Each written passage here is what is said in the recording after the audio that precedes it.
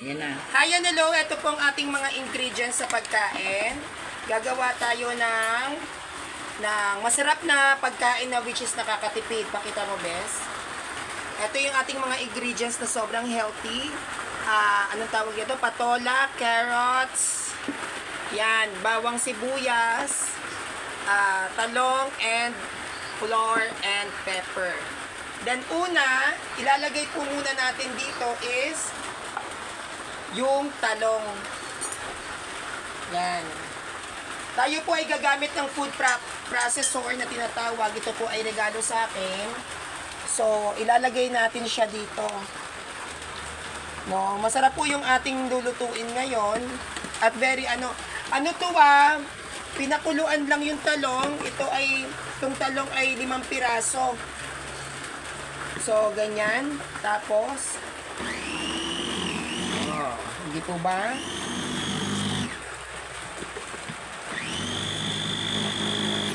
Yan. Nakita nyo po ba? How amazing is that?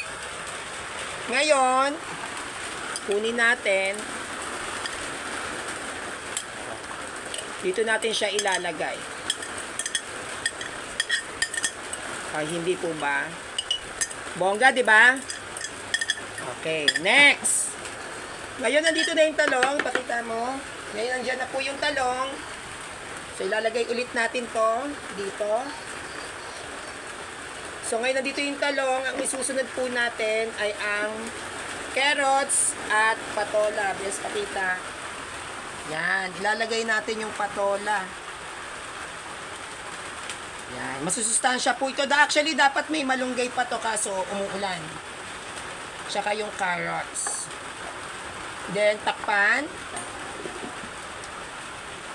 Then, ilagay ito. Go!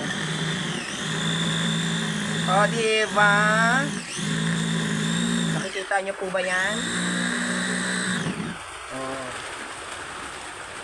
Siyempre, siya ay, oops, meron pang natira. Hindi maaari ito. Yan, meron pang natirang patola. Dapat po, lahat po yan ay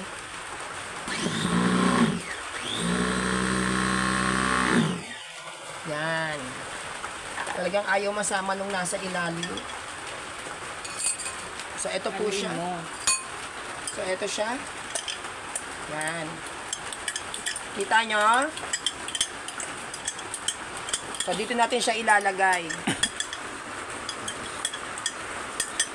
O, diba?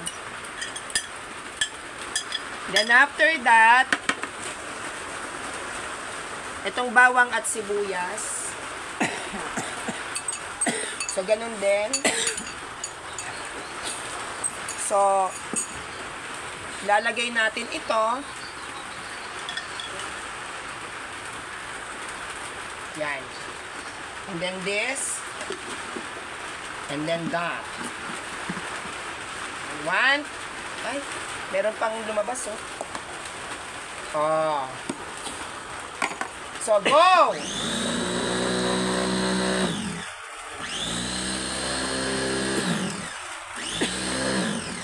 ba? Perfect! Yan na po. Kita nyo po ba? Okay.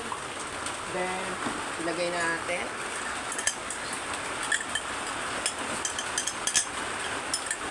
Tignan mo kung ano ha, baka hindi siya nakikita. Yan. Lagay natin dito.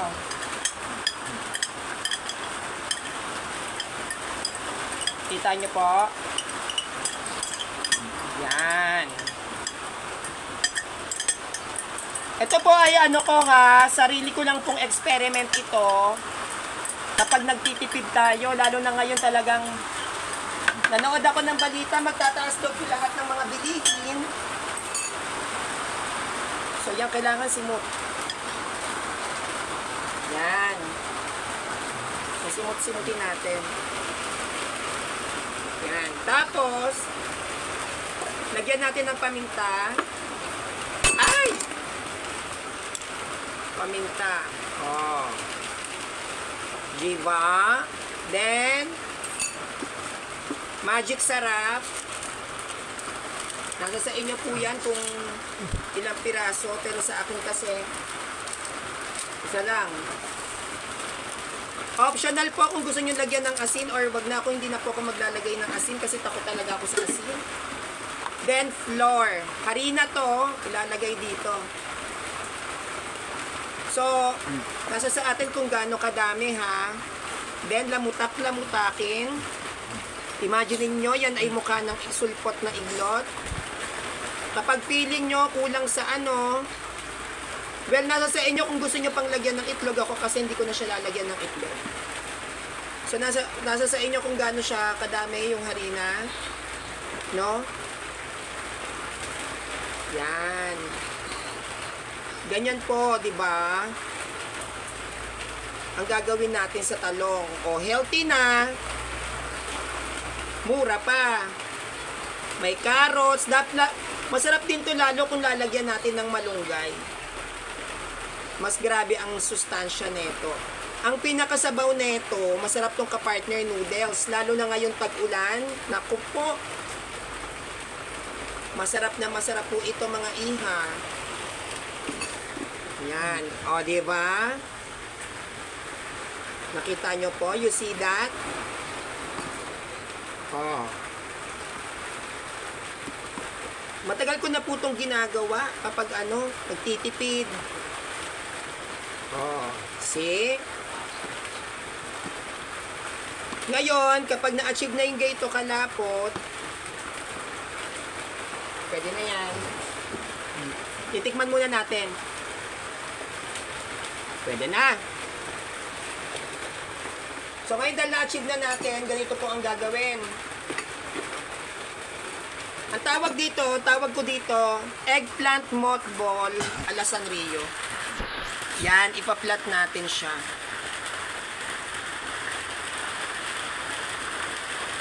Ganyan. O, diba? Tapos, ipiprito siya. So, kung hindi siya kayanin ng video, sa part 2, papakita ko sa inyo kung paano tayo magprito ng mothball ala Sanrio. Marami na po tayong magagawa nito at napakamura lang. Bukas, gagawa naman tayo ng mothball sardines. No? Gagawa naman tayo bukas ng mothball sardines. So, nakikita nyo, di ba, napaka-easy lang. Hindi mo kailangan mag-inarte. Oh, ilan na po mapapakain natin dyan? Yung carrots ko po, konting-konti lang din yung nilagay ko. Masustansya pa. Harap. So, yan na po mga kapanalig. Ipapakita po namin sa inyo ni Ashley Imperial. Ipapakita namin sa inyo ni Ashley Imperial kung paano magluto at ano yung finished product ng niluluto natin. Mothballs, eggplant ala Sanrio. So, yun lang po. Station kayo sa part 2 video sa pagluluto natin ng mothballs, eggplant. So, yun na po. Maraming salamat and God bless you. Mwah!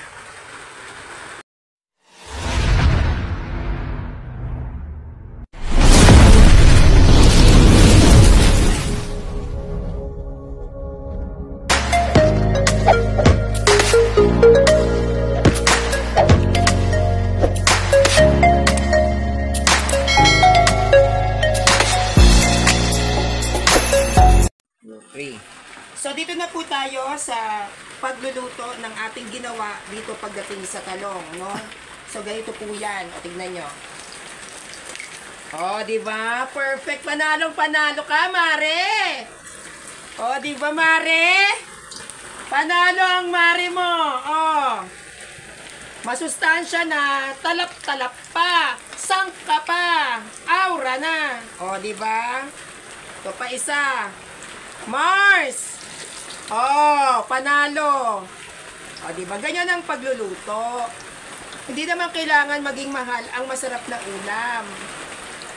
Nasa diskarte lang po yan. Mga mare. Oh! Pwede nyo pa siyang, gawing negosyo. Magtinda-tinda kayo. O, diba? Panalo, di ba? Panalo. Winner. Di ba? Kung merong Felix manalo, merong panalo ala Sanrio. Ayan, oh. At saka ang bilis lang niyang lutuin. Oh, prito na. Oh, tuwad.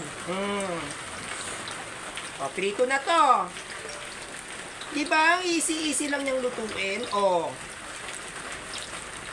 Di ba? Panalo. Lagay sa gitna. Oh. Eto, prito na ba to?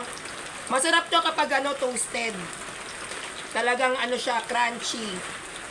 Tapos isasawsaw mo siya sa suka. Tapos yung pinakasabaw mo, syempre ang dry naman prito lang. Noodles.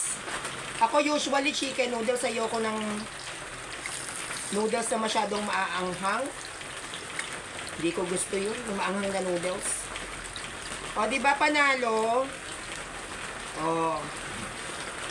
Ganyan lang. O. Hintayin mo lang siyang ma-toast.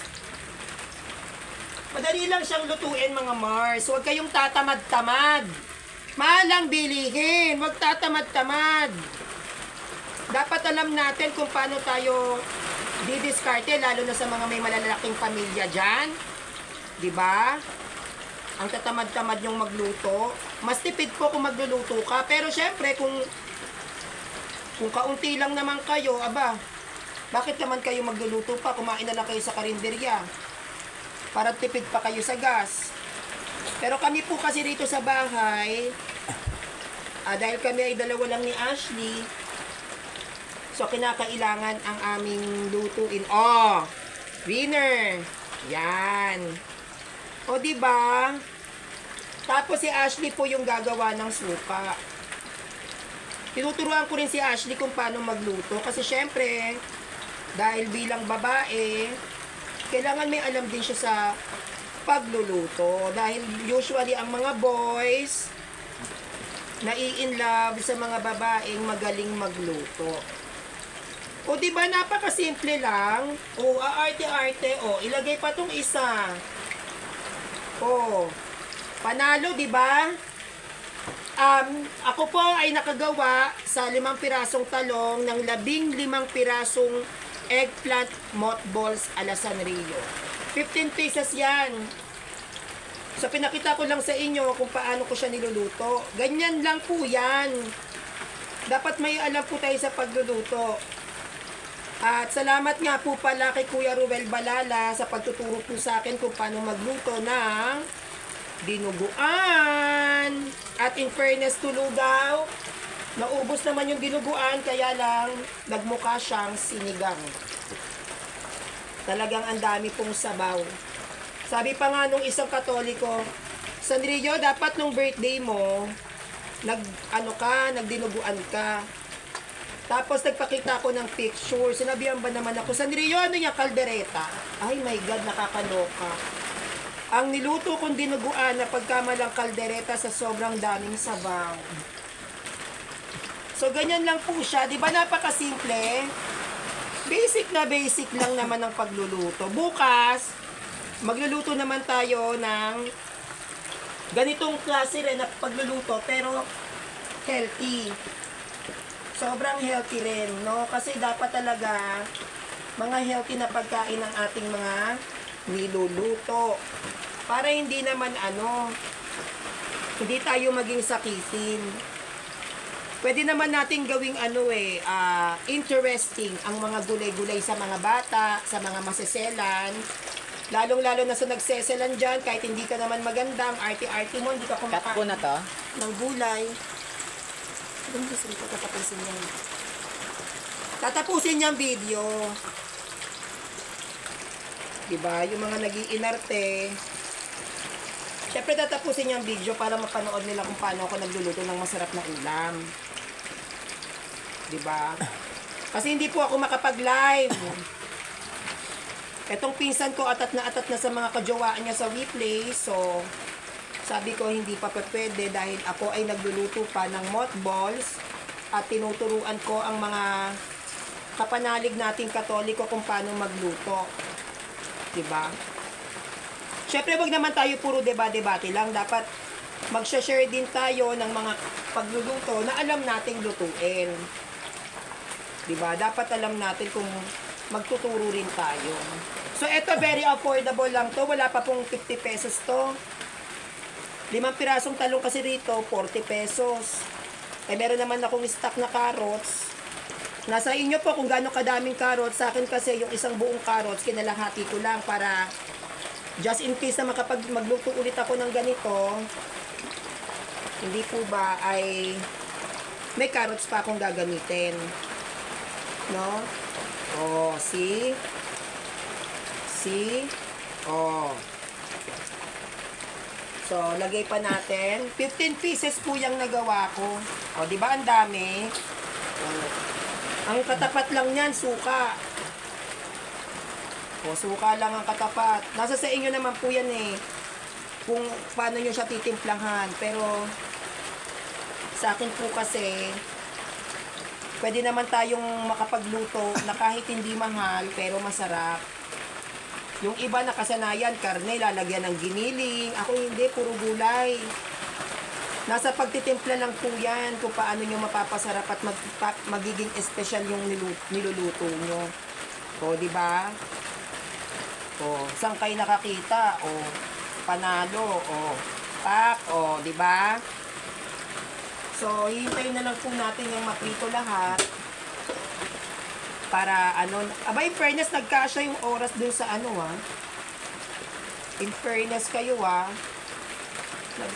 Yan, in fairness na ano naman lahat, na ilagay. Pero mamaya sa Facebook ko, ipopost ko to. Guys, please! Kung yung mga naghahanap ng Facebook account ko, Sanrio Adams, ADAMS. Yan. Sanrio Adams. Yan. So, nasa sa inyo kung gusto nyo ng crunchy, i-overcook no, na depende yan sa inyong pagluluto. Pero magluluto pa kasi ako ng noodles after this sa pinakasabaw dahil sobrang lakas talaga ng ulan. Kasi lakas ng putok mo, Mars, ang ulan dito. No? So, dahil malakas ang ulan, masarap tong partneran ng sabaw. Oh. Tapos, partneran nyo ng suka. Kasi may mga Katoliko pong nagre-request na mag-content din ako ng pagluluto. Actually, may nagre-request nga din po, yung dati kasi nag-vlog ako tungkol naman sa pagtimpla ng mga alak. Dahil may mga iba't iba akong alam sa pagtitimpla ng alak. Yung iba, yun naman ang nire-request, alak. Kung paano yung mga timpla, ano yung lasa. Pero sige, soon. No? Kaya lang, baka magalit ang aking mami. Ayaw niya kasi ako na umiinom ng alak. Baka mapagalitan ako kung yun ang i-content ko. So, dito na lang tayo sa mga healthy na pagkain. So, nakikita nyo po ba mga Mars? O, diba? Napaka-basic, napaka-simple ng ulam, pero masarap. Diba? O. Pwede tayong, basta mahalaga, meron kayong food processor para maluto ng maayos yung mga, yung mga lulutuin ninyo. Yan. O, diba? Masarap naman siya. Bukas sardinas naman ang ating pagtitripan. No? At napakasarap. Tikman natin Tikman po natin. Grabe, ang sarap niya talaga!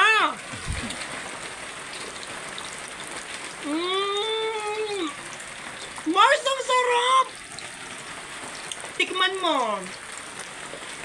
Grabe. Alam niyo, sa sobrang sarap, maagang uuwi yung mga mister nyo. Grabe, ang sarap. So, yun lang po, mga kapanali ko. So, I hope na nag-enjoy kayo sa tutorial video ko regarding sa mothballs. eggplant ala Sanrio. Kaya sa mga nagtitipid dyan, sana nakuha nyo yung tips. Ito ay nilagyan ko lang ng 5 pirasong talong na nilaga, tapos carrots, patola, bawang, sibuyas, seasonings, paminta. Nasa sa inyo kung lalagyan nyo ng salt. Ako kasi ayoko nung may salt. At isasaw-saw to sa suka. Promise! Sabi ko sa inyo, baka mag-half day ang asawa nyo kakaantay sa niluluto nyo. Tikman natin ulit. Ang sarap talaga, day! No? So yun lang po. Sana nag-enjoy kayo sa video ko. And please subscribe on my YouTube channel, Sanrio TV. Yun lang po mga kapanalig. God bless you. Mag-iingat po tayo dahil ang lakas-lakas po ng ulan ngayon. Salamat!